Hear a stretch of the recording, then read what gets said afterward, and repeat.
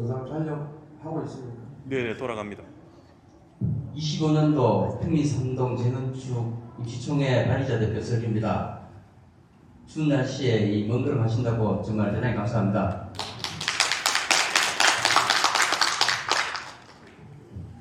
아직 지금 인원이 들어오고 있는 관계로 앉아 계신 분들이 너무 지루하실 것 같고, 또 멀리 서울에서 김상현 권사님이 오셨기 때문에 궁금하신 점이 있거나 혹시 뭐 묻고 싶다, 앞으로 어떻게 하면 좋을 건지 그런 걸 질문하고 또 대답해 주시는 시간으로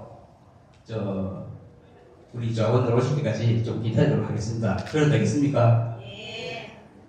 그럼 일단 먼저 우리 법무사님 말씀 좀 부탁드립니다.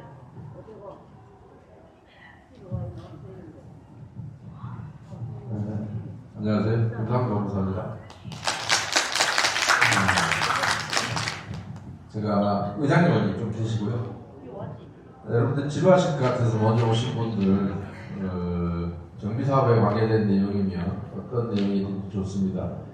아직 성원이 안 된 것 같아요. 그래서 총회를 시작할 수는 없고요. 먼저 오셨으니까 오늘 만약에 제가 보기에는 해임 총회가 안 될 가능성이 더 많아 보이긴 합니다. 그러나 여러분들이 이 자리까지 오셨으니까 여기 참석하신 분들은 가장 적극 지지하거나 하는 분들이라고 생각이 됩니다. 그러나 지난번에도 제가 여기 사업비 왜 여러분이 해임을 해야 되는지에 대한 해임 발의서를 제가 초안을 잡았기 때문에 그 내용에 대한 설명을 했고, 해임 발의서는 계약서만 일부 봤는데 계약서가 없이 총회 책자에만 있었고 계약서가 잘 없었던 내용들도 너무 많아서 제가 총회 책자를 급하게 넘겨가면서 문제점들을 설명을 해드린 기억이 있습니다. 그런데 결국 돈에 관한 얘기입니다. 돈이 정당하지 않게 집행됐고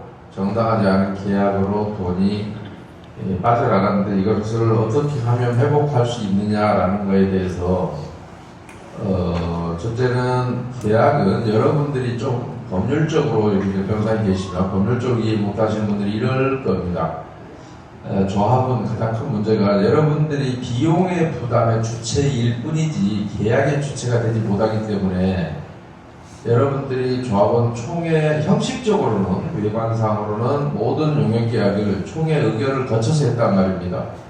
그러니까 이게 가짜가 됐든 진짜가 됐든 이거는 실체적인 그 내용상의 하자인데 형식적으로는 여러분들이 다 그것을 의결해서 집행하도록 허락을 해준 거예요. 그렇다 하더라도 그 내용이 정당하지 않았고 그 용역이 허위의 용역이었다면 여러분들은 반드시 그것을 여러분들이 모르고 의결한 것이기 때문에 지금이라도 거기에 대한 형사처벌을 구할 수도 있고 인사상 형사처벌을 구하는 것은 그런데 한계가 있는 것이 우리 수사기관이 아직 정비사업의 비리의 유형별로 잘 파악을 하지 못하고 있습니다.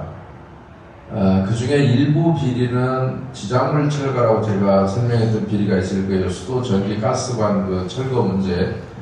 그거는 2015년도에 유일하게 대전지검 천안지청에서 신부동 재건축조합을 상대로 형사처벌을 한 사례가 있습니다. 인지수사를 해서. 그런데 그게 그 당시에 안타까웠던 점은 그 제보에 의해서 수사를 했기 때문에 수사기관이 기획수사를 한 게 아니고 제보에 의해서 했기 때문에 그 당시만 해도 천안지청 검사는 그게 신부동 조합에만 있는 비리일 거다라고 생각하고 거기에서 수사가 멈추고 말았어요. 그 조합 하나에서. 그런데 사실은 그 문제가 전국에 있는 모든 정비사업조합의 99.99%에서 발생하는 일이었습니다. 지금까지도. 여러분도 예외는 아니고요. 그런데 왜 제가 99.99%라고 0.001%를 남겨놨냐 하면 제 카페를 보고 저한테 지도받아서 하고 있는 양산의 복지아파트 조합, 서울의 소규모 재건축 조합 한 군데, 부천의 소규모 재건조합 한 군데는 그런 용역을 계약을 체결하지 않았어도 정비사업을 하는데 전혀 지장이 없습니다. 실천적으로 신청을 했을 때 허위 용역을 안 해도 정비사업에 지장이 있거나 이런 게 없습니다. 그러니까 그런데 해당 조합원들은 당연히 그것은 허위니까 안 해도 되는 걸로 알고 있죠. 그런데 여러분들은 그걸 했기 때문에 이거는 해야 되는 모양이다 이렇게 인식하고 있는 겁니다. 그러니 얼마나 수사기관이 한심해서 그런 전국적으로 구조적으로 일어나는 문제가 100개 조합 중에 30개가 하고 70개가 하지 않으면 수사기관이 아마 수사를 할 겁니다. 그런데 아까 1000개 중에 999개가 그 짓을 하고 있으면 비리도 보편화되고 일반화되면 수사기관이 그걸 인지를 잘 못한다 말이라 제가 그렇게 설명을 해도 말귀를 잘 못 알아들어요. 그래서 제가 2014년도에 몇 가지를 서울 서부지검에 제보할 때도 여러 가지 비리를 제보해서 그때 조합이 여러 군데가 이제 처벌을 받았는데 철거 면접부 불리기부터 시작해서 그런데 그때도 좀 안타깝게도 당시 검사께서 저한테 제보받던 검사가 지작물 계약은 자기가 조금 솔직히 말하면 이해를 잘 못하고 약간 어렵다. 그래서 수사를 이거 아니래도 할 게 너무 많으니 요거는 나중에 보수사건을 하시면 어떻게 되냐고 저한테 얘기를 해서 제가 검사도 이해 못하는데 순사는 더 이해 못합니다. 그리고 제가 포기한 적이 있는데 수사가 아주 안 됐던 건 아니고 천안지청에서 한번 한 적이 있다. 그래서 징역 4년 선고 대법원까지 3심까지 1, 2, 3심 확정된 적도 있습니다만은 수사기관이 그걸 잘 이해를 못해서 인지를 못해서 수사가 지금까지 안 되고 있는 것도 사실입니다. 그래서 그러나 수사가 된다라고 하는 것은 여러분이 보복 감정을 해소될지 모르겠습니다만은 여러분이 그거를 해서 허위로 지출된 용역비를 돌려받을 수는 없습니다. 왜냐하면 여러분은 계약의 주체가 아닙니다.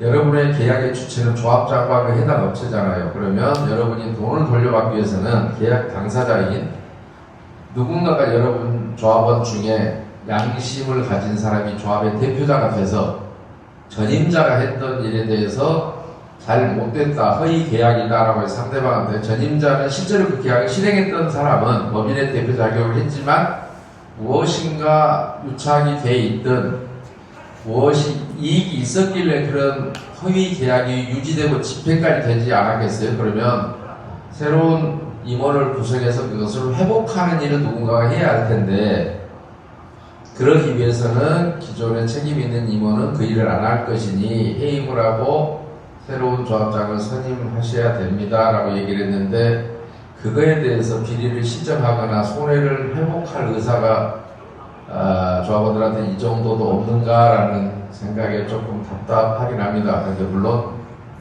저는 전혀 손해날 일이 없고 조합원이 아니기 때문에 여러분의 손해일 텐데 그 정도 400명 정도가 이것은 정치적인 이념이 깔린 것도 아니고 순수하게 여러분의 경제적 손해를 누군가가 여러분에게 속이고 감춰서 이 수많은 용역비를 허위로 부담하게 했고 여러분이 그 용역비의 부담 주체가 돼 있다라고 하면 자존심도 상할 것이 말고 나면 이건 도저히 견딜 수 없는 일인데 참으로 좀 안타깝긴 합니다. 그런데 사실은 좀 지역 얘기를 죄송합니다만 대구 지역은 좀 잘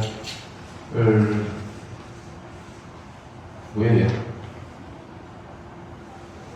지금 10% 기준 맞습니다. 네? 지금 10% 맞습니다. 아니 잠깐만 아직은 멀었잖아요. 지금 아직 안 됐죠. 총 몇 명이라고요? 지금 오늘 참가하신 분이 10% 정도 하시거든요. 그건 상관없고요. 의사적 접수가 안 됐잖아요. 현장 참석자는 필요 충분 조건이지 필요 조건.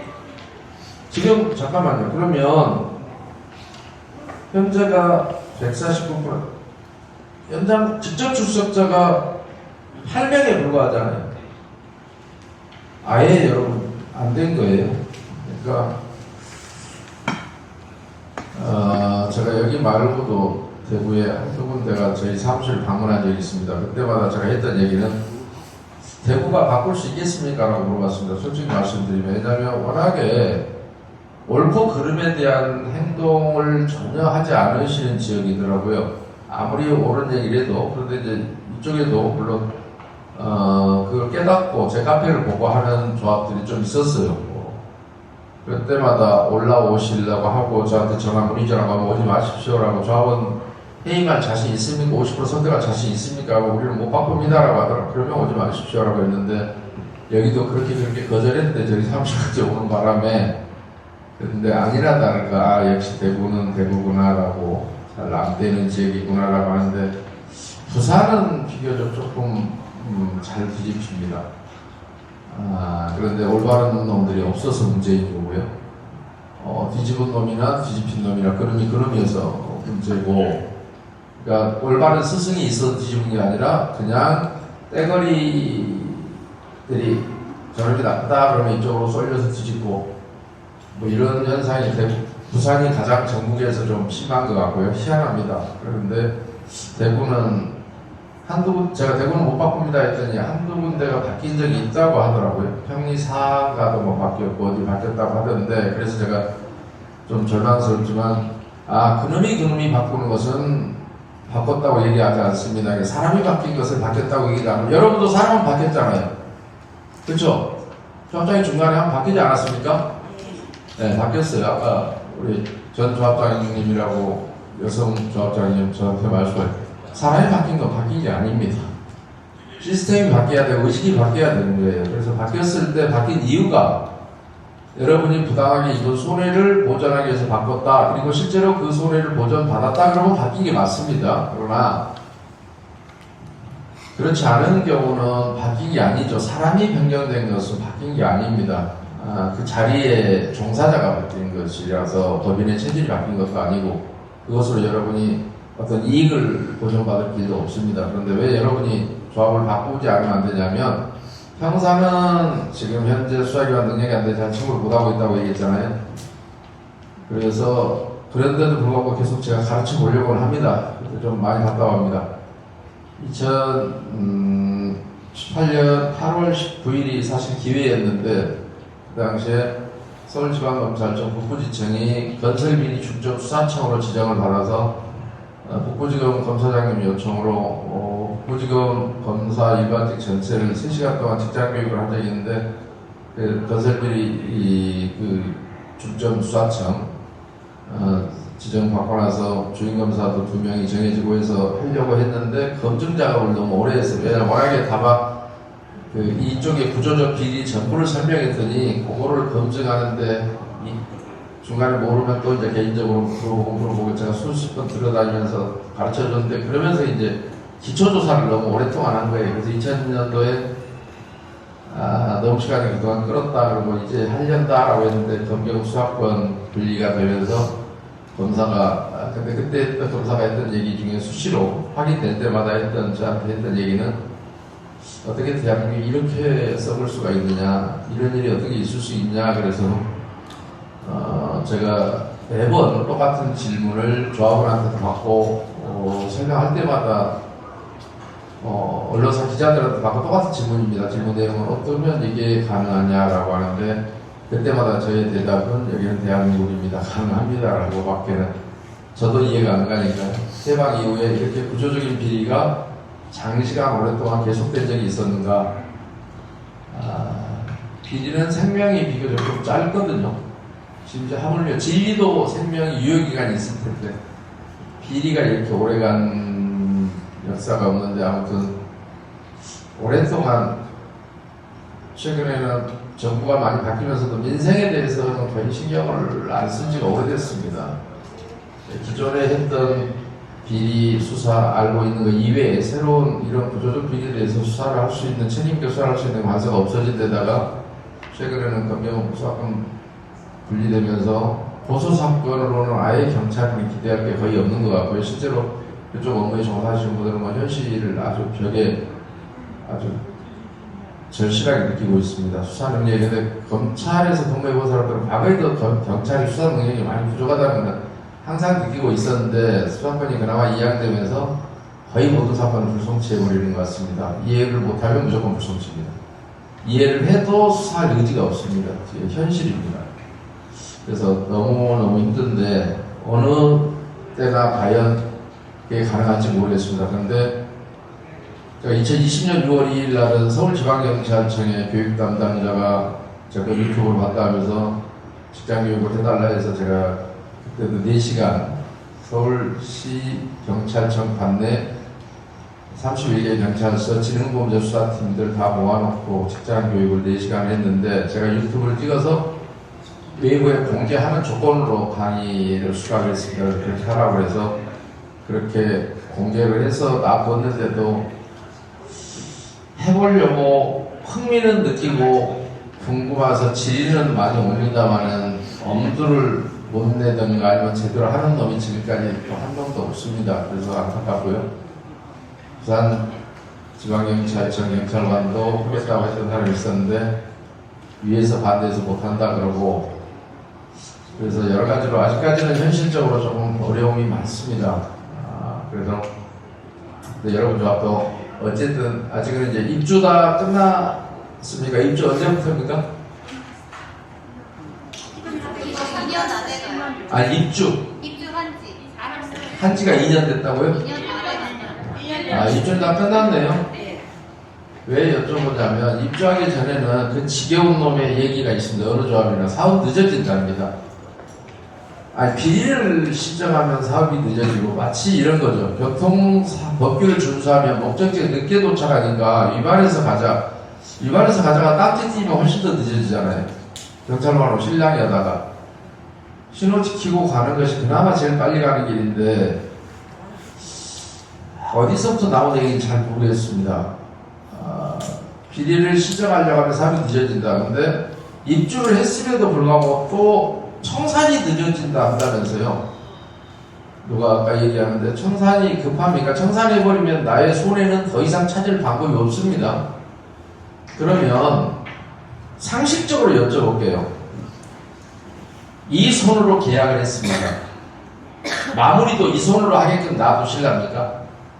여러분이 보기에 이 손이 좀 더럽습니다. 깨끗한 손으로 청산을 마지막에 한 번은 청산을 해볼까 하면 이 손으로 이 더러운 손으로 마무리하도록 그대로 용서하실랍니까? 여러분의 선택은 어떻습니까? 우리는 손이 없으니 더러운 손인지 우리 알바도 아니고 그 손으로 빨리 마무리가 끝내버려. 우리는 더 이상 네가 빨리 끝내버려야 우리가 더 이상 갈등도 안 생기고 이미 잃어버린 돈은 잃어버린 돈이고 나는 찾을 의사도 없으니 이대로 끝내달라 이런 건가요? 아니죠. 이렇게 참석하신 분은 그런 여러분들은 참석하신 분들에게 제가 묻습니다. 조합은 억울하면 옆집 아저씨 설득해야 됩니다. 혹시 여기서 다른 조합으로 설득하려는 노력을 해보신 분 계세요? 돌아다니면서 만나보신 분 계세요? 3분, 4분? 그러니까 못하는 겁니다. 억울하면 내 거는 표를 주었을 거 아닙니까? 여기 오신 분들은. 근데 다른 사람 거 표를 갖고 와서 정의로운 표가 51%면 정의가 이기고 불의의 표가 51%면 무조건 불의가 이깁니다. 민주주의의 가장 큰 모순입니다. 민주주의는 그냥 합리적인 제도는 아닙니다.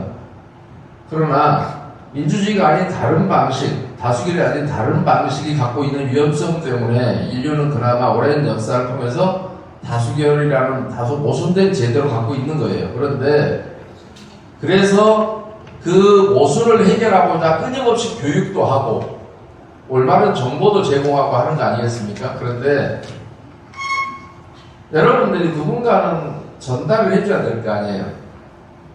민주주의의 가장 큰 모순이 그거라니까요. 불량한 놈도 한 표, 착한 놈도 한 표, 배운 놈도 한 표, 못 배운 놈도 한 표, 집이 큰 놈도 한 표, 집이 작은 놈도 한 표. 특히 조합은 그렇습니다. 주식회사 같으면 자본을 10억 출자한 놈은 10억만큼의 의결권이 있고 1억밖에 출자한 놈은 1억의 의결권이 있는데 조합은 한 평짜리든 100평짜리든 1000평짜리든 의결권이 하나라는 겁니다. 그 모순을 해결하려면 여러분들이 쪽수 싸움에서 무조건 이기셔야 돼요. 다수결 해야 돼요. 방법이 없어요. 안 그러면 억울해도 당해야 돼요. 그러니까 제 설명을 지난번에 제가 설명을 드렸는데 설명 영상 좀 다 보셨죠? 그때 들으신 분이나 보신 분 계시죠? 여기 계신 분들은 대부분 보신 분들 맞죠? 안 억울하던가요? 여러분들은 상식적으로 여쭤볼게요. 제가 이게 참 답답했던 그런 겁니다. 공사비가 평당 얼마였나요? 네? 440만 원이었나요? 여러분들은 일반 분양 얼마에 하셨어요? 여러분 거 말고 조합원 분양 말고 일반 분양 1,400만 원 했죠. 그러면 400만 원을 공사비 드렸고 공사비 말고도 하도 뭐 이거 불필요한 짓거리 많이 했으니까 또 400만 원 이따 칩시다. 공사비 빼놓고 여기만 오면 있는 짓이라서 보통 정상적인 사업가들이 사업을 하면 전체 사업비 중에서 공사비가 닦아보면 안 들어가니까 여러분이 다 낸 거니까 닦아 빼놓고 계산합니다. 건축비하고 다른 사업비의 비율이 몇 프로나 될 거라고 생각하세요? 전체 사업비 중에서. 참고로 그냥 얼른 말씀드리면 내가 내 땅에다가 빌라를 짓는다 그러면 공사비가 한 95% 들어갑니다. 5% 정도의 설계비 이런 게 있습니다. 근데 여러분은 공사비가 전체 사업비에서 몇 프로나 될까요? 440일 쳤다니까. 혹시 계산해 본 적 있어요? 전체 사업비 나누기 공사비 해보세요. 몇 프로나 되는지. 또 공사비만큼의 예를 들어 공사비 4천원이다 이러면 다른 사업비가 뭐 한 3,500억 있다든가 이럴 거예요. 제가 얘기하는 건 그 얘기를 했던 거예요. 거기에 얼마나 많은 가짜들이 숨겨 있길래 도대체가 공사비 말고 들어가는 비용이 왜 이렇게 많느냐라는 데서 여러분들은 의문을 가지셔도 돼요. 개인이 하면 건축비가 대부분 차지하고 설계비 좀 들어가면 다 끝나던데 물론 재개발이가 세입자 보호하는 데 들어가고 일부 비용이 들어가긴 합니다. 그렇다 하더라도 말입니다. 그러면 자 내가 440지어서 간단하게 계산하세요. 440지어서 공사 지어서 1,400에 분양했어요. 그럼 400이 더 있다 칩시다. 그럼 한 평 팔 때마다 한 600만원씩 남았겠네. 그죠? 예? 그냥 간단히 계산하면 여러분은 440명이 한 1,600세대 지었다면서요.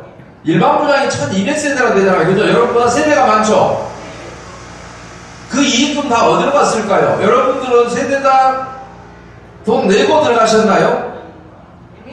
공짜로 받고 막 또 돈 남아서 돌려주고 그런 거 안 했어요? 3배나 더 지었는데 여러분은 조합 이러면 주택조합 조합의 원래 뜻이 뭐예요? 공동으로 출자해서 공동으로 구매하자 이런 거잖아요. 근데 여러분은 틀려요. 순수한 의미의 조합이 아니에요. 도시정비법 38조 3항을 정부에서 어떤 식으로 거지같이 만들어놨냐면 조합이면 조합원들 주택을 짓게 만들어야 되는데 여러분은 조합은 조합인데 사업을 안 해요. 정비사업조합이라는 명칭을 쓰래요. 법으로 강제해놨어요. 이거 무슨 얘기냐? 여러분이 사업에서 그 이익금 가져가 이런 얘기예요. 조합원끼리 해버리면 이익금이 생겨요 안 생겨요? 그러니까 우리가 싸게 사는 것만 싸게 우리가 돈 적게 들여서 원가에 구입하는 게 조합이 하는 거고요. 여러분들은 사업조합이라서 여러분 거 가져가고 나머지 3배에 달하는 것을 사업을 해서 거기에 나오는 이익을 여러분한테 가져가라고 한 거예요. 이익금 좀 받으셨어요? 그러니까 다 써버리면 못 받는 거고요. 안 썼으면 제대로 썼으면 그 차액만큼은 이익이 어디에가 있어야 되잖아요.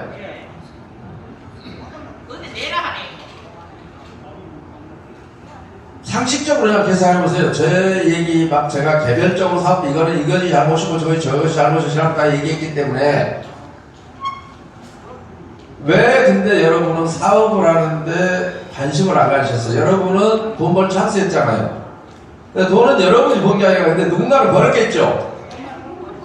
아니 주인들이 사업에 관심이 없었으니 그 주인들과 거래했던 누군가는 얼마나 좋은 일이 많았겠어요.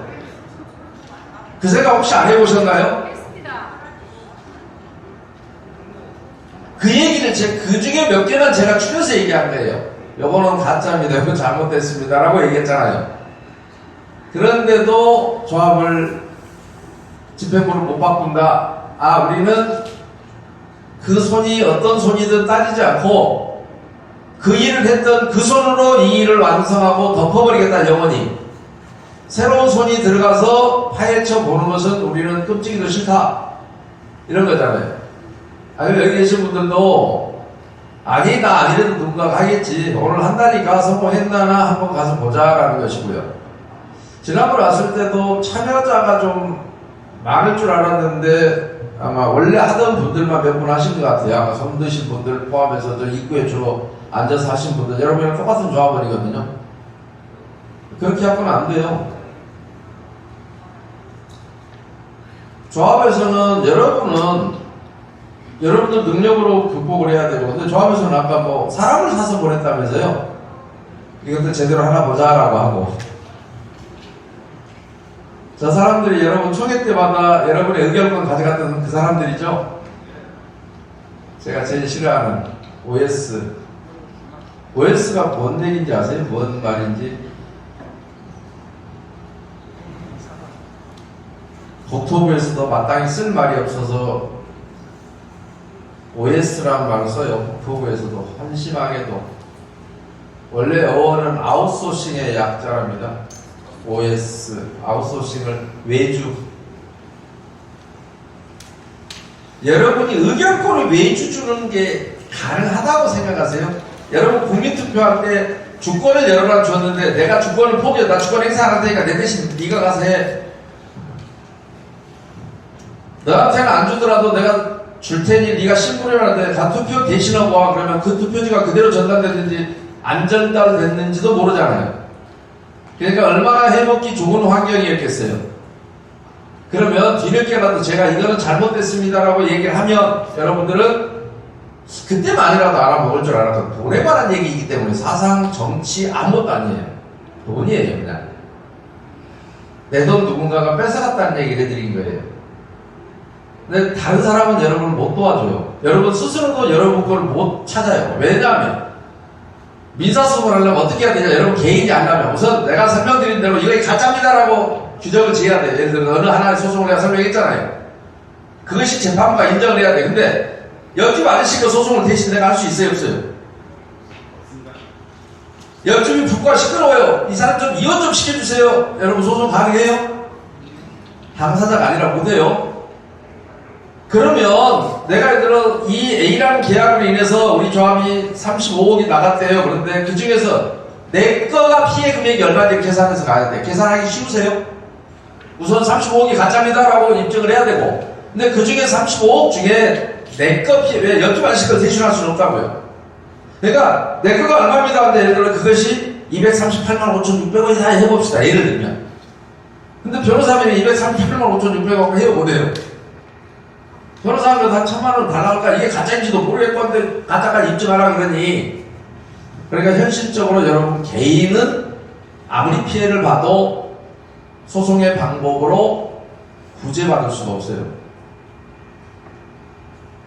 그래서 우리는 국가도 마찬가지고요. 그래서 정치라는 걸 통해서 그걸 구현하는 거예요. 좋은 지도자를 뽑아서 그 사람이 정치를 잘해서 나에게 혜택을 주길 기대하고, 여러분이 기존의 조합이 잘못했다고 판단이 드시면 해임하고, 언제든지 해임할 수 있으니까요.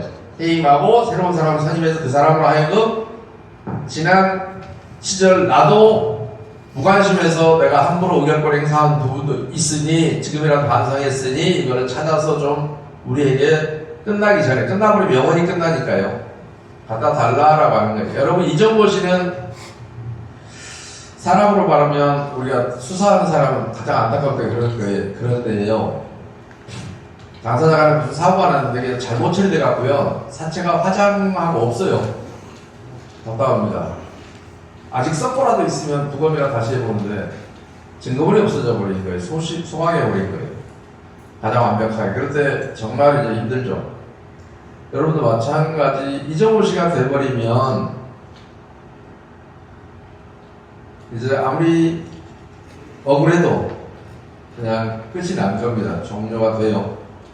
근데 거꾸로 지금 문제를 다 삼아서 소송을 다 제기해놓은 상태에서 조합이 바뀌어서 이정호 씨가 되면, 이정호 씨 때 조합원이거든요. 그 이후에 산 사람은 상관없고요. 이정호 씨 끝나고 나서 등기금을 받아서 내가 다른 데 팔고 갔어요. 그런데 조합이 소송을 잘하고 청산 작업을 잘해서 돈을 찾아왔어요. 그러면 팔고 갔더라도 그 사람에게 그 배당금이 갑니다. 산 사람에게 가는 게 아니고 조합은 이정도 시 하면 끝나요. 이제 조합원의 지위가.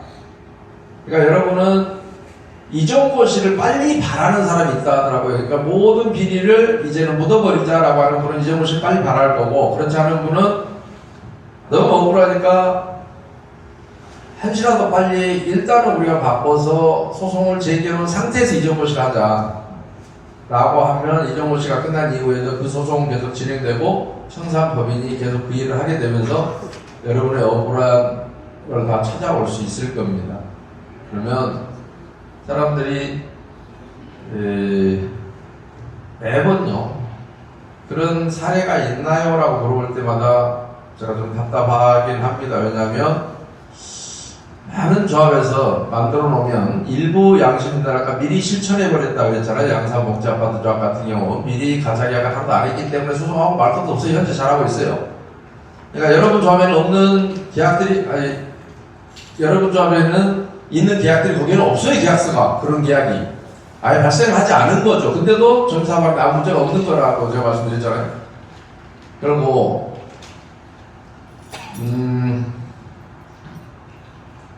제가 서울에서 가장 먼저 전자투표를 도입했던 수색사구역 조합이 있습니다. 제가 들어갔을 때는 발의 처분이 끝난 뒤였어요. 그 조합장님을 원래는 비대위 가서 설명회를 했었습니다. 2014년 말경에. 그랬더니 조합장하고 총무이사가 들어오려고 하니까 막 비대위들이, 여러분 같은 비대위들이 막아요. 2층에 설명회를 하는데, 그래서 제가 가서 터라. 너희들 100명한테 설명회가 다 의미 없고 저 조합장하고 총무이사 들어오라 그래라. 그리고 경비업체 애들을 잔뜩 데리고 왔어요. 여러분 말하는 거 깍두기 같은 애들을 데려왔어요. 그래서 너희들은 조합을 하니까 빠져. 이분들의 신변 안전은 내가 책임질게.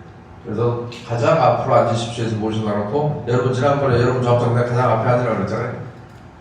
설명을 다 했습니다. 그런데 그때는 제가 담배를 많이 피웠더라. 설명 끝나고 질문 받기 전에 제가 담배 한 대 좀 피고 오겠습니다. 그래서 밖에 나가더니 조합장이 명함을 주면서 조합장입니다. 그래서 압수하면서 명함 대비를 그래서 알고 있죠. 제가 오라 했는데 알고 있습니다.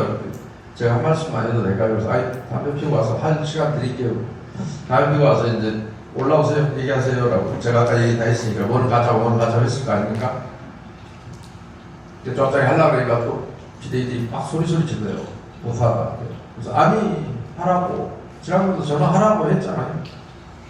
뻘소리만 막 사람들 보고 왔는데 내가 하는 얘기를 우리 평사보수했는데 아니 순사 능력이 안 된 걸 왜 난 안 된다고 제가 이미 했잖아요.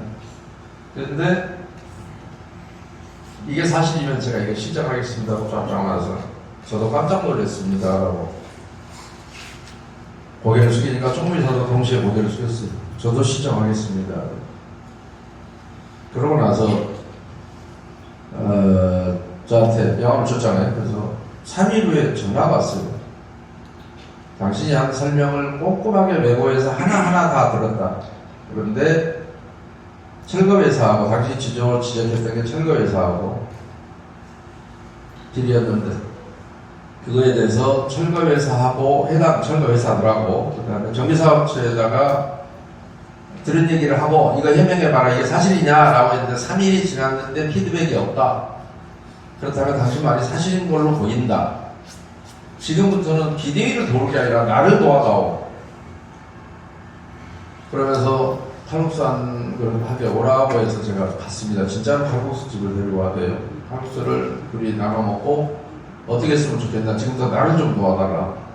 그러면서 당신은 경찰 간부로 원광대학을 나왔고 경찰 간부로 들어가서 경찰 간부로 있으면서 조합장들 4명을 구속을 했는데 내가 이제 조합장이 됐는데 내가 알고 지금까지 행동을 몰랐고 알고 비리를 저지를 수는 없다. 양심상.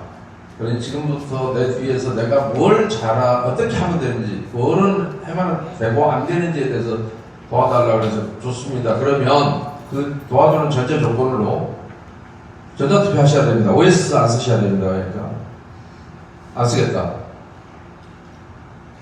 그래서 그래요. 근데 첫 번째 선거가 임원 선임인데요. 비리가 저렇게 디글디글하는데 괜찮으시겠어요? 제가 거꾸로 이제 2015년도니까요. 지금보다 9년전 아닙니까? 2015년 5월 7일 서울시가 임원 선임에 대해서는 표준 선거관리위원회가 만들어 전자투표를 했는데 그건 2014년이었다고 얘기했잖아요. 그것보다도 더 빨리 있었던 일입니다. 그랬더니 조합원이 원하지 않으면 제가 그만둬야죠. 그렇게 하겠습니다.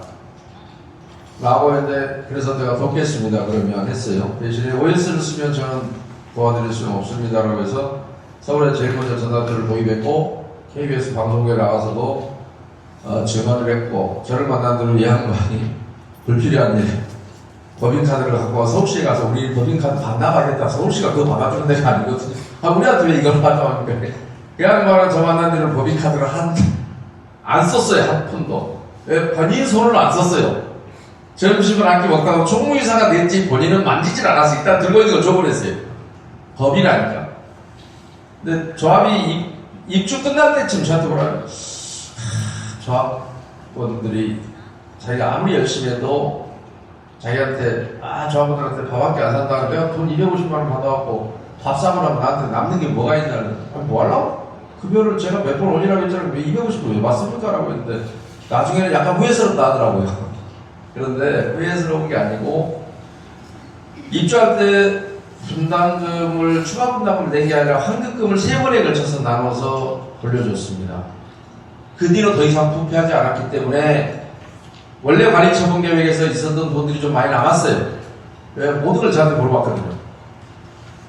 그래서 3번에 걸쳐서 약 10% 정도의 비례율이 올라간 효과 3%, 5%, 2% 뭐 이렇게 해서 3번에 걸쳐서 환급금을 찔끔찔끔 나눠줬고 저한테도 끝날 때 한 3억만 가져가세요. 전 전자투표밖에 안 했으니까 제가 벌어간 돈이 없어요. 전자투표 돈 안 되는 거거든요. 그러다가 안 할랍니다. 그랬더니 돈도 많이 남았는데 그동안 너무 고맙고 하니까 우리 이사는 100% 찬성합니다. 그래서 가져가세요. 그래서 제가 죄송하지만 제가 이 짓거리 하고 다니다 보니까 하도 저를 씹는 놈이 많아서 그거 가져갔다고 또 씹어댈 겁니다. 인터넷 씹어대고. 그러니까 그냥 안 받으랍니다. 라고 안 받았어요. 좀 후회스럽긴 합니다. 씹는 것도 잠깐 씹다 말거든요. 그런데 저 사람인지라. 근데 수색 사구역 조합입니다. 서울에. 수색이 그때 제가 갔을 때가 음천 수색 그 타운 중에서 거기가 해상동에서는 43%가 이미 거둔 상태였습니다. 50% 거둔 이제 해산될 때였거든요. 가장 해산될 만한 곳이 음평 수색 뉴타운 중에서는 가장 먼저 정사 완료했습니다. 그리고 최근에 여러분보다 더 늦게 입주 때, 여러분은 뭐 입주가 2년 됐다니까 입주 때 바뀌었던 조합이 조그만 조합이 있습니다. 부평의 목련 아파트 주변 지구 주택 재개발 정비 사업 조합이고 제가 엊그저께 해산 총회를 했습니다. 이정모자. 왜냐하면 그 전에 이미 다 소송을 제기해놨기 때문에 해산 총회도 아무 문제가 없거든요. 이정모시 이제 끝났기 때문에. 그래서 해산 총회 영상을 좀 그때 촬영하는 기사한테 부탁을 해서 제가 보내달라 해놓고 다운로드를 안 받았다가 오늘 해서 우리 직원들한테 다운로드 받아라 그리고 거기 회계법인 요구한 것만 빼고 회계법인이 마지막 청산총회니까 왔는데 이런 때를 잡을 놈이 아직 하나 남았거든요. 소송 번호만 안 했어요. 그래서 번호 왜 안 했냐, 해산총회 할 때 그 경과보고를 해야 되니까 이 자식은 우선 늦지 맙시다라고 조합장이 요청해서 입주할 때 이제 조합장 바꾼답니다. 그래서 번호만 경과보고 하고 나서 퇴근하길래 사실은 마지막으로 잡아야 할 놈은 이놈입니다라고 하고 이놈이 무슨 여러분 조합에서 뭘 잘못했는지 이제 마지막으로 제가 설명해놔서 그 새끼가 보면 안 되니까 소문은 들었겠지만 그 부분만 삭제하고 올려줄 생각입니다. 왜냐하면 다른 조합에서 좀 배우라고요. 여러분 같은 조합에서요. 청산을 거기는 입주할 때 비율이 그때 한 100 정도에서 떨어져서 뭐 80 몇으로 떨어지면서 1인당 조합원이 조금만 됩니다. 거기가 220명 정도 됩니다. 여러분의 딱 반 정도.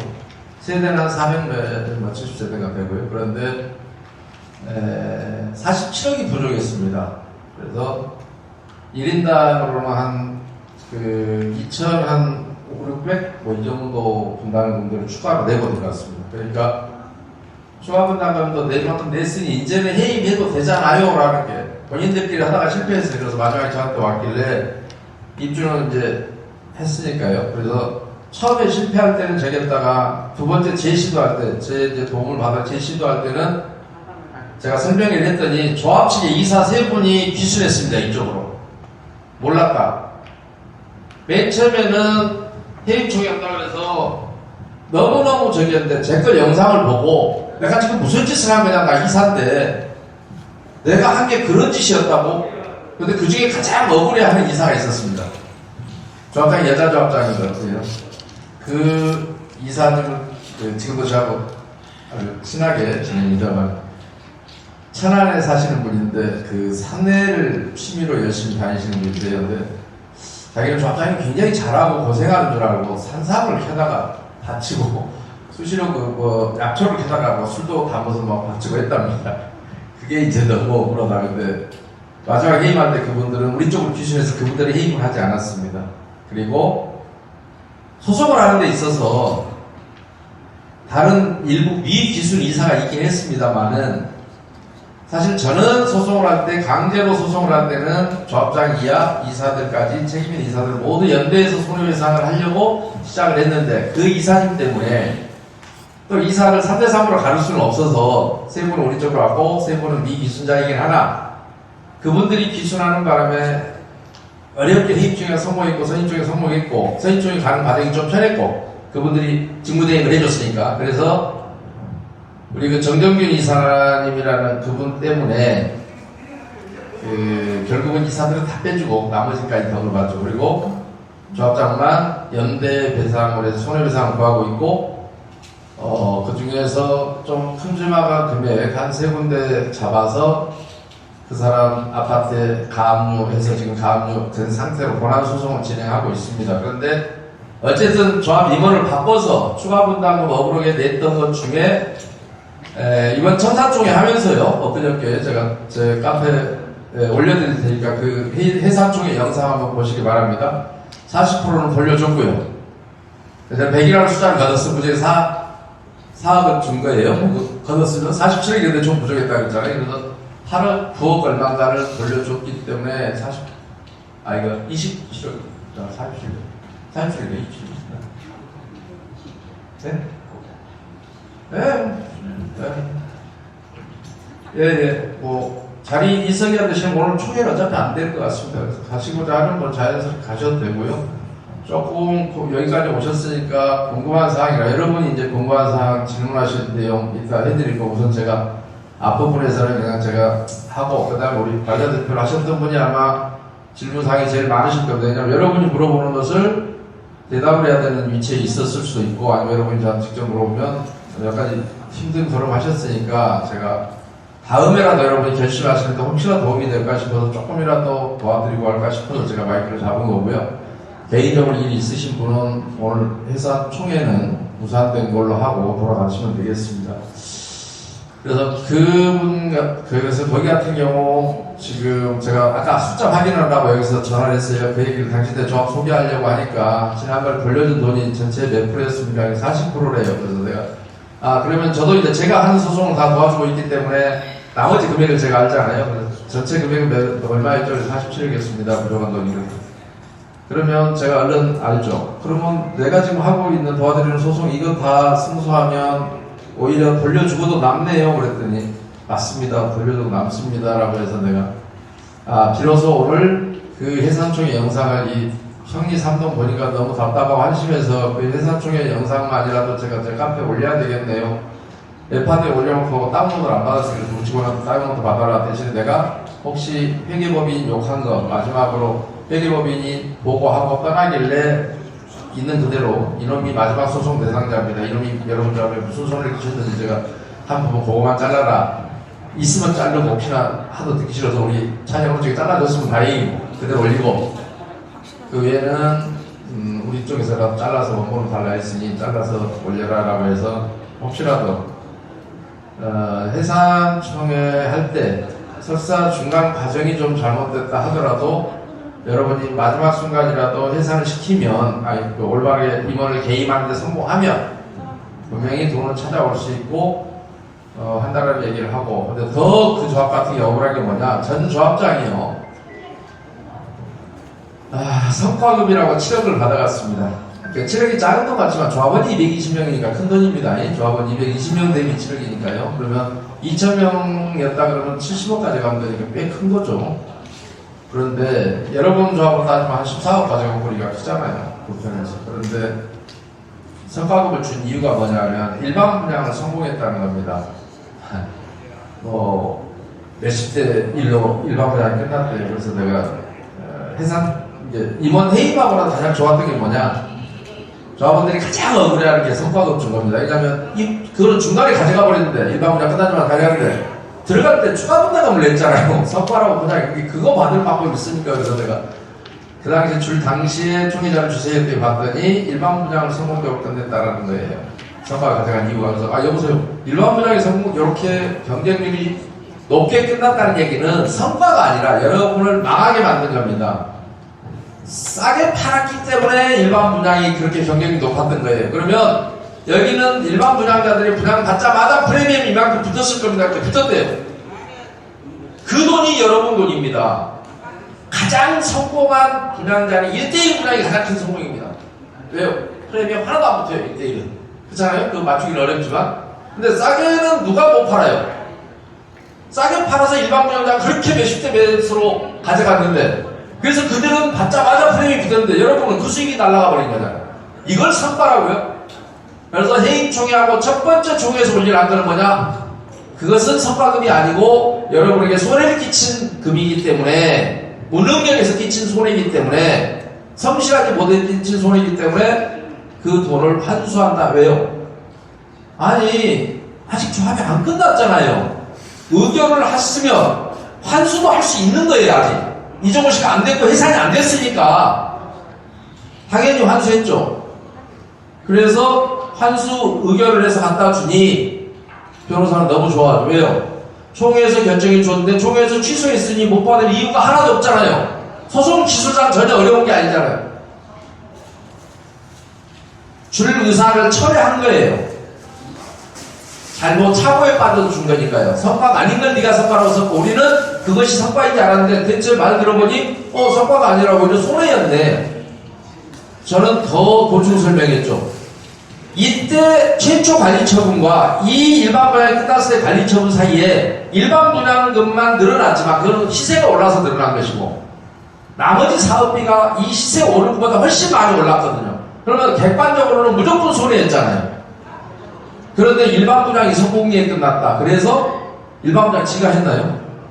싸서 경쟁률이 좋았다니까요. 싸서. 분양가 상한가 통계적도 아니고. 그러니까 그런 단순한 문제 하나하나도 여러분이 올바른 시각으로 보면 계약을 했던 그 손목대기가 말고 다른 손으로, 다른 눈으로 보면, 지난번에 제가 설명드린 것은 보여준 것만 본 거예요. 여러분이 해임을 하는 이유는 뭐냐? 이제 내 눈으로 보겠다. 네가 보여준 거 말고 내가 찾아서 한 번은 보고 싶다라는 게 여러분이 마지막에 해임을 하게 수만 있다면 해야 되는 이유 중에 하나입니다. 이 말은 이해가 가시죠? 보여준 것만 저는 본 거예요. 제가 여러분 총회하는 자리에 한번 있기로 했어요. 뭘 했어요? 인터넷 공개해놓은 거 봤고, 근데 그때는 총회 책자를 갖고 있었다면 제가 안 봤어요. 하도 많이 안 봐서 안 봤을 겁니다. 그리고 대부분 총회에 있는 거예요. 공개하니까요. 근데 여기에 공개 안 돼 있는 게 또 있었더라고요. 총회 책자에만 있는 것들도. 뭐 이런 조합도 좀 많지 않았고.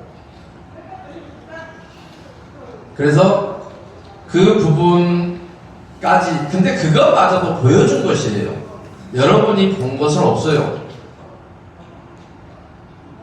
들어가서 진짜 여러분이 능동적인 눈으로 봐야지. 지금 수동적으로 보고 있는 거고요. 비준 걸 본 거예요. 내가 본 게 아니고 보여준 거예요. 우리는 아직은 지적을 보여준 것만으로밖에는 못해요. 근데 법률상 그것도 보여주도록 한 것만 보여준 거예요. 근데 그것도 다 보여줬는지 안 보여줬는지 알 수는 없어요. 들어가서 보면 어디 보여요. 그러니까 선택은 계약한 손이 마무리를 하게 할 거냐. 원래 감사를 두는 이유는 감사는 운영진이 아니거든요. 의사결정권은 없어요. 의사결정권을 행사하게 만드는 감사를 못하게 해요. 지가 한 짓을 지가 감사할 수는 없잖아요. 그래서 감사는 의견만 개진하도록 하고 했는데 여러분 정비사업조합으로 쪽으로 오면 왜 무지한 조합원으로 하여금 사업을 하나 했는지 그게 문제인데 그 부분을 그래서 시정해야 된다고 저는 생각하는 사람인데 저는 사전 점검 때 사실 입주권을 사서 그 전에 이야기 아무것도 모르다가 이제 1월달 총회 전에 연락받고 이렇게 알게 됐는데요. 지금 대부분의 어른들이 궁금해하시는 거는 조합장이 바뀌고 나면 공석이 길어져서 이거 준공 절차가 다 떨어질 때까지 시간이 계속 지연되면 우리가 부담해야 되는 비용이 더 늘어나고 그 다음에 재판을 하면 그게 불확실해서 돈을 다 받을 수 있는 것도 아니다. 그 다 돈인 것 같아요. 그래서 그걸 확실하게 얘기를 딱 정확하게 안 해주시니까 오늘 안 나오신 분도 저는 많다고 생각하거든요. 그래서 만약에 조합장을 바꾸면 우리가 돈을 더 물어야 되는 일이 확실하게 있는지 없는지 그거를 좀 시원하게 얘기해 주시면 지금 이전의 사례를 얘기하실 때 제가 네. 잠깐만요. 무슨 말씀인지 알았습니다. 그 지겨운 놈의 얘기를 내가 또 들어야 됩니다. 그러니까 자 제가 아까 가장 큰 적은 조합 비리를 밝힌 가장 큰 적은 사업 진행 중에는 사업이 늦어지지 않습니다. 우리 사회가 정치 얘기하자고 하는 건 아닙니다. 민주화를 얘기할 때마다 북한이 쳐들어온다. 박근혜 대통령 처음 해임할 때 이쪽 와서 얘기하기 참 어려운 부분입니다. 북한이 쳐들어온다고 그때도 그랬습니다. 근데 권한 대행자가 있습니다. 근데 여러분 같은 경우는 법률적으로 어떻게 되어 있냐면 거기는 국가기구라서 권한 대행자가 쭉 서열이 있는 거고요. 공배는 0.01초도 없습니다. 북한은 쳐들어오지 않습니다. 일부러 쳐들어오게 만들려고 자극했는데 이번에 쳐들어오지 않았지 않습니까? 그런데 여러분이 다 입주까지 끝났는데도 불구하고 비용이 늘어난다. 여러분이 새로운 일을 하는 게 없고 비용이 늘어나는 게 아니라 여러분 비용이 여러분이 받아야 될 돈이 계속 줄어듭니다. 왜냐하면 누군가는 서울에는 남산 무슨 아파트야 거기는 기존에 재건축한 조합이 청산을 안 하고 다시 재건축할 때가 됐습니다. 40여 년 가까이 걸렸습니다. 왜요? 돈이 많이 남았기 때문에 그 돈을 소진시키느라고 청산을 안 해버렸습니다.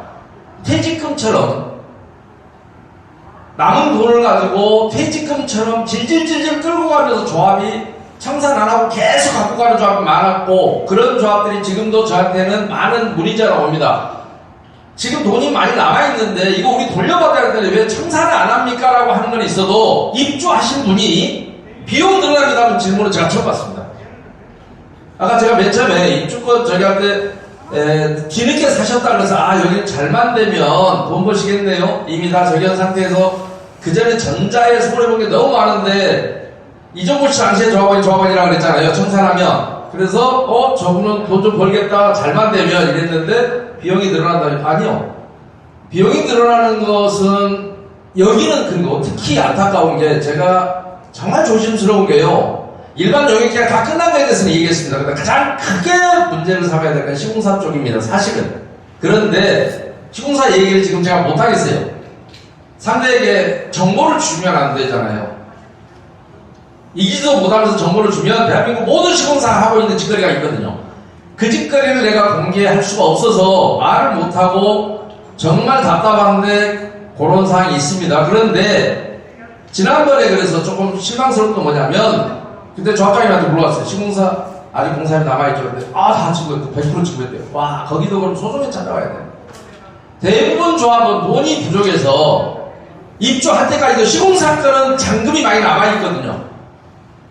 그거만 안 줘도 추가 분담금 안 나오는데 여러분은 지금 비례율은 분명히 100이 넘는데도 추가 분담금 잘못하면 낸다면서요. 그래요? 비례율이 떨어지면 올린 금액으로 해버렸기 때문에 그렇죠. 올린 금액으로 관청이 끝났으면 비례율이 떨어지면 어차피 내야 되잖아요. 이익금이고 지랄금을 떠나서. 제일 안타까운 건 옛날에 부산에 주례 2구역이라는 데가 있었는데 관리처분 기준으로 거기는 조합원이 그때 186명인가요? 근데 990 몇 세대 지었습니다. 106명이었구나. 180 몇 명이었는데 전업청산당 너무 많아서 마지막 나온 게 106명이었는데 제가 아주 오래된 영상이 남아 있습니다. 비례율 100으로 아주 그림처럼 100.00으로 맞춰놨더라고요. 근데 당시에 제 기준으로 관리처분을 수립하면 비례율이 350% 정도 됐습니다. 그래야 정상 아니겠습니까?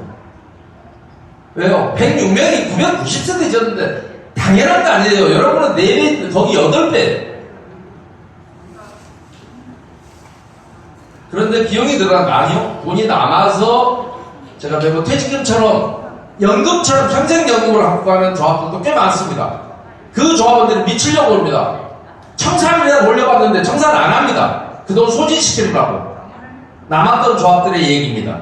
근데 입주한 뒤에 비용이 들어간다는 얘기 세상에서 처음 들어봅니다. 제가 이 짓을 16년 했거든요. 횟수로 17년째입니다. 왜냐하면 여러분은 다 지분이 끝나버렸기 때문에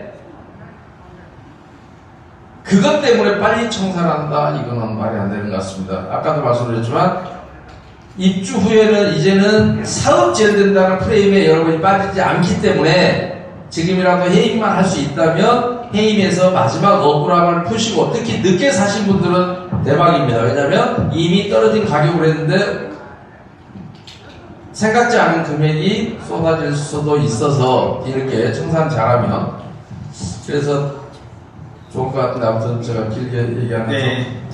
아마 선생님이 이야기하신 거는 저희가 이제 일반 분양자들이 이제 이주비는 끝났고 이제 준공이 났거든요. 저는 등기 지연 소송을 이제 이번 달에 진행을 하는데 이제 그 금액이 이제 뭐 되지 않을까, 그걸 질문하신 것 같거든요.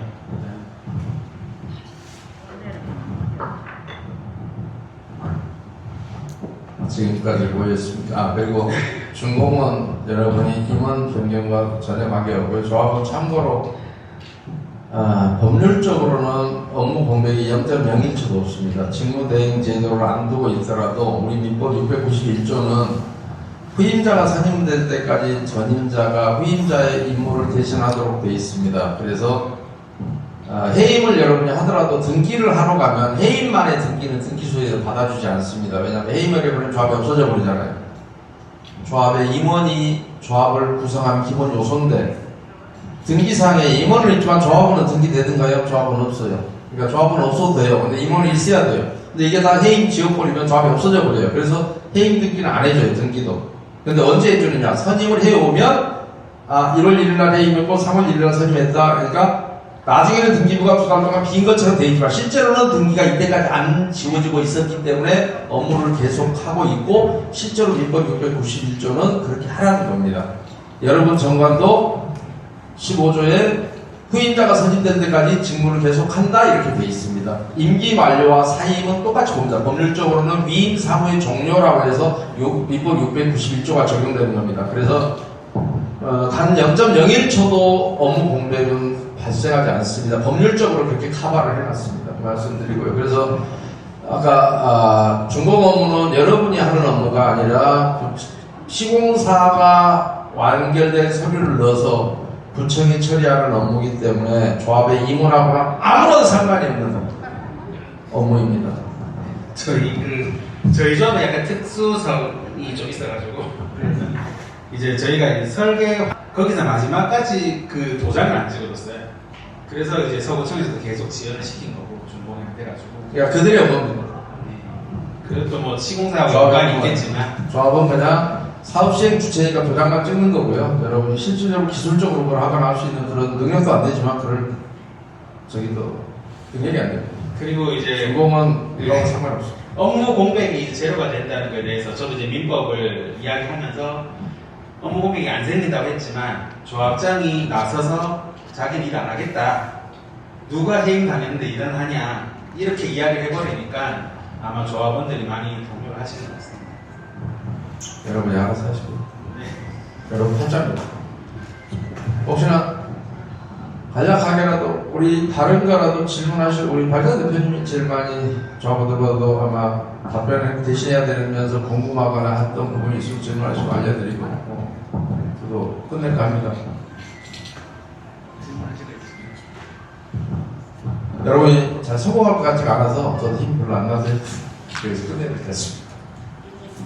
오늘 임시총회가 일단 정적수 미달로 해가지고 뭐 무산됐는데 혹시 제가 궁금한 거는 이제 3월 달 되면 또 이제 뭐 조합 임원들 그리고 임기가 만기되니까 또 선출도 할 건데 혹시 이정복 씨가 들어오고 난 후에도 혹시 우리가 잘못된 걸 찾고 이러면 사전실에서 찾을 수 있는지 찾을 수는 있는데 네.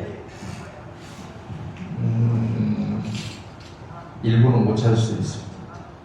제가 뭐라고 얘기 못하겠습니다. 근데 일반적인 계약은 찾아야 맞고 이제 제일 큰 부분을 놓칠까 봐서 제가 그렇습니다. 그 이야기를 아까 왜 못 찾는지까지 얘기하면 상대가 소송할 때 그 얘기를 할 거라서 제가 안 할 거고요. 왜냐하면 그쪽 팀들이 실력이 많이 좋지 않은데 저는 한 과목을 16년, 17년 했잖아요. 제가 잘나서가 아니라 한 과목을 오래 하면 그들보다 좀 더 많이 알게 되는 아주 멍청한 놈이 아니라면 알게 될 수밖에 없거든요. 그래서 제가 구체적인 대답을 좀 못 해드리는데 큰 부분에서 놓칠 수가 있습니다. 그래서 안타깝습니다. 아까 제가 그래서 자꾸 이정고 씨 전에 소송해놓고 이정고 씨 하세요라고 제기를 해놓고 이정고 씨 하세요라는 얘기 자꾸 하는 거예요. 그래서 조금 제 속으로는 급한데 그리고 이정도 씨 하고 솔직히 저한테 온다 저는 많이 귀찮아할 겁니다. 여러분은 상대하고 싶지 않을 거예요.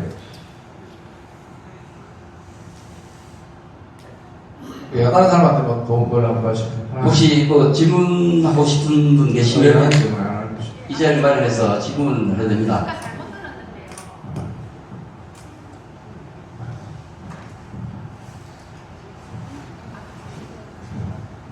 조금 전에 잘못 들었는데요. 그 조합장이 해임이 되고 나면 새로 조합장이 뽑히잖아요. 그러면 그 전 조합장이 그 일을 해줘야 되는데 안 해준다 그러면 그건 어떻게 해야 됩니까? 그 부분에 말씀하시는 걸 제가 잘못 들었어요.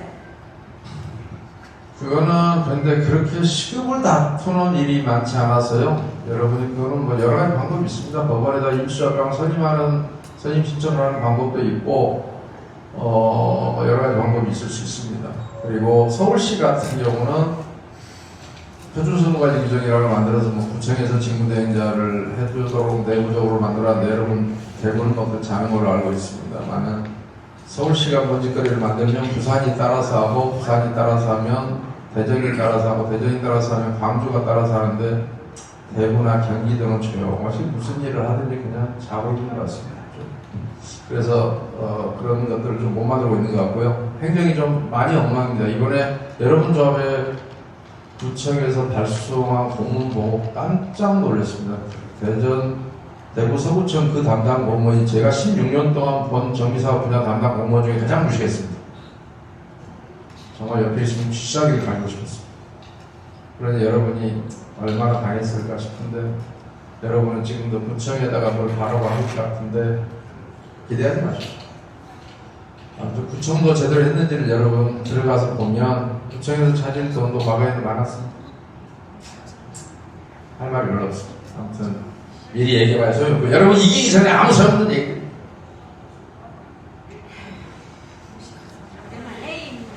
해임 되면 인간이 나중에 복귀를 되니까 이거 사람 뭐 네. 안무시단 소리로 좀 해임 되면. 갑자기 해임 됐는데 나는 해임 돼서 나는 뭐 하겠다고 사람 새 조합장이 그냥 못하겠다 하는 거 있는데 여러분이 뭘 그렇게 두려워하는지 모르겠는데요.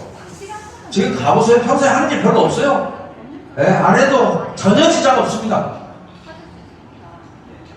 해서 지장 없다 지금 다 끝났잖아요, 일이. 얼마나 되진다고 그 다음에 견뎌가는데 지금 다 견뎌가는데 뭐 시간이 얼마나 걸릴까? 1년이 걸려, 2년이 걸리는 일이에요.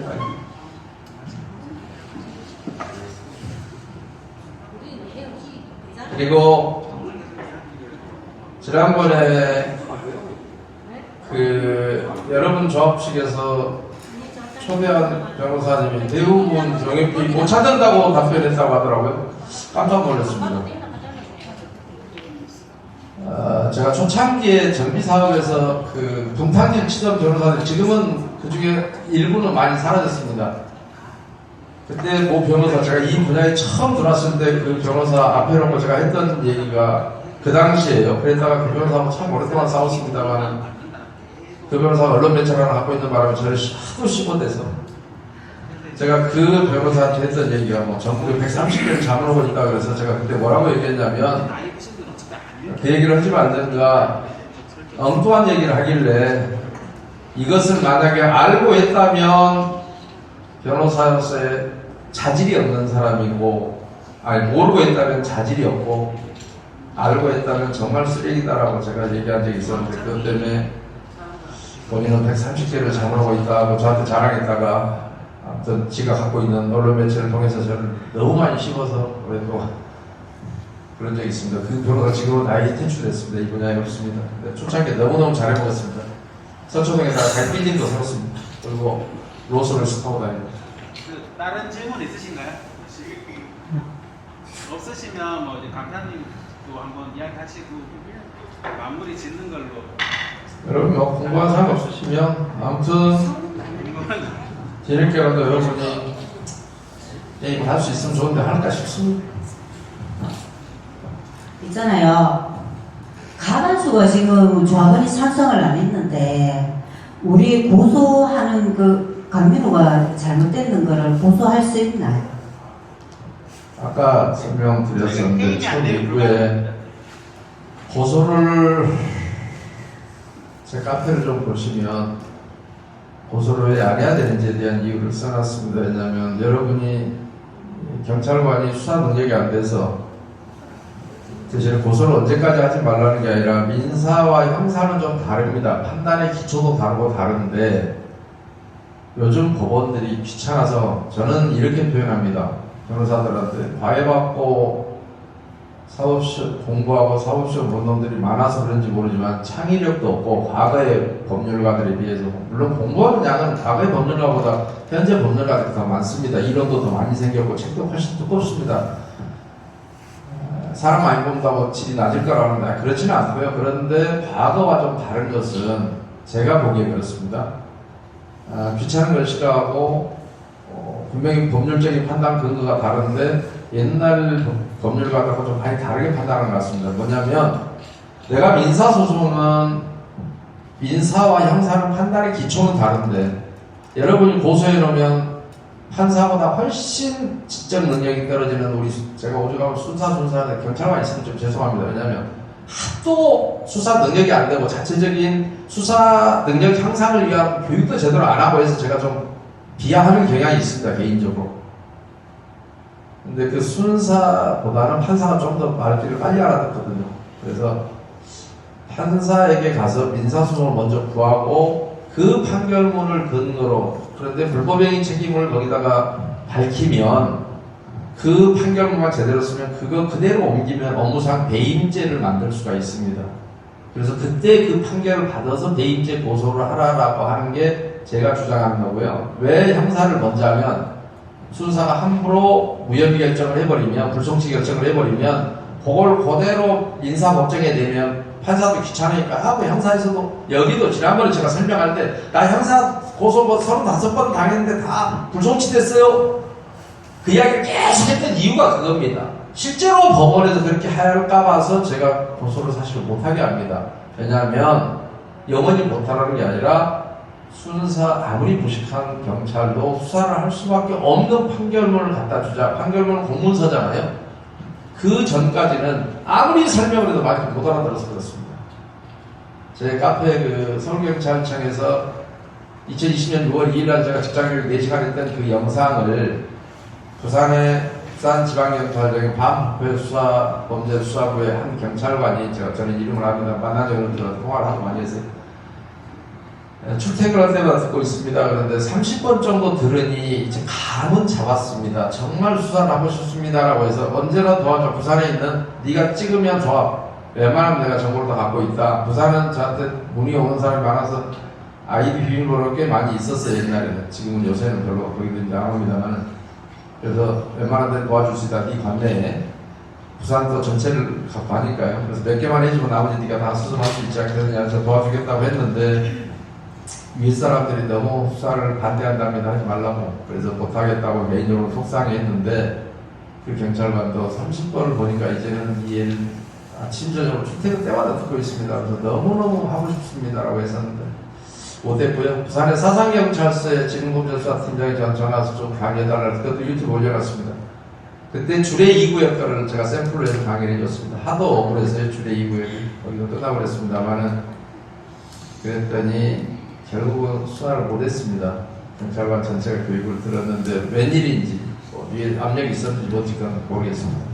능력이 안 됐는지 강의를 듣는 순간은 너무너무 좋아했는데 수사를 못했습니다. 그래서 고소는 그닥 저기 하지 않고 대신에 경찰관이 수사 능력이 다소 떨어지는 경찰관이라도 할 수 있는 사건이 있습니다. 도시정보 위반은 이게 좀 근데 그것도 잘 못합니다. 쉽습니다. 쉬운 거 그냥 손에 쥐어주면 되는 거. 제 표현을 하면 초등학교 6학년 나와도 할 수 있는 거. 요거는 꼭 하라라고 제가 말씀드리고 싶습니다. 도시정보 위반은 제가 초안도 잡아줬습니다. 근데 너무 많이 위반해놔서요. 부산의 연지 2구역 같은 경우 도시정보 위반 고소를 했더니 경찰관이 자기 경찰관 생활하면서 이렇게 잘 써진 고소장 처음 봤습니다. 그리고 일주일 만에 송치했고요. 검사도 일주일 만에 기소했고 법원도 너무 빨리 결정을 해서 거기는 여러분보다 위반해서 훨씬 적은데 징역 4월에 집행유예 1년 때리는 바람에 조합장이 항소할 생각도 못하고 그냥 도망갔습니다. 그런데 물론 아직까지 청산 작업이 안 이루어지고 있습니다. 이번은 바꿔서 피의자가 뭐 때문에 그러는지 못하고 있습니다. 성공했다고 볼 수는 없습니다. 사람 바꾸는 데는 성공했습니다. 바꾸는 것이 끝이 아닙니다. 바꿔서 청산하는 것이 끝입니다. 목표 지점은 사람 바꾸는 건 의미 없습니다. 그럼 이제 다른 질문 없으면 네, 감사합니다. 본부장님은만 하고 감사님. 아무튼 네. 수고하셨습니다. 네.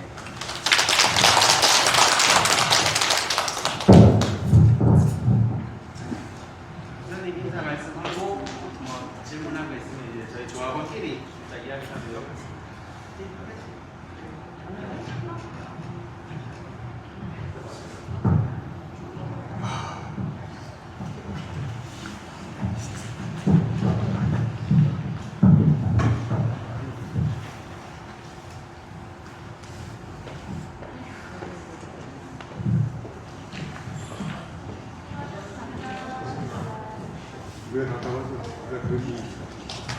차분단지에 문을 마셨는데 뜻한 바도 이루어지지 못했고 참 송구스럽습니다.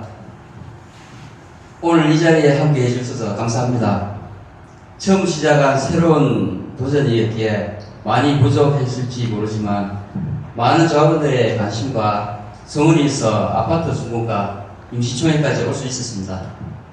비록 정족수 부족으로 임시총회가 무산되었지만 이는 우리 조합의 발전을 위해 우리가 계속 나가야 합니다. 앞으로도 우리 조합을 바로 세우기 위해 최선을 다할 것입니다. 더 나은 조합을 위하여 앞으로 지속적인 관심과 응원을 부탁드립니다. 감사합니다.